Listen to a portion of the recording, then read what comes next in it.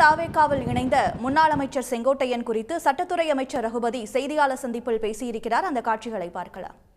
என்னை பொறுத்த வரைக்கும் செங்கோட்டையன் பிஜேபியினுடைய ஸ்லீப்பர் செல்லாக பார்க்கிறேன். அது உண்மையா என்பதை விரைவில் நிரூபிப்போம்.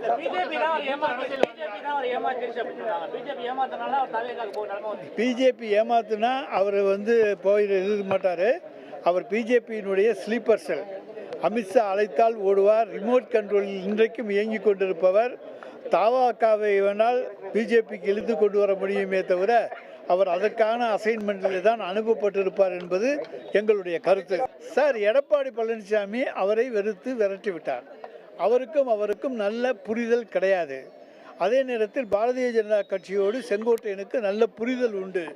அவரது எந்த பொறுப்பிலும் இல்லாமல் அமித்ஷாவை போய் டெல்லியிலே சந்தித்து அதற்கு பிறகு அவர் முடிவெடுக்கிறார். தினகரனோடு செல்கிறார், ஓபிஎஸோடு செல்லுகிறார், சசிகலாவை சந்திக்கிறார்.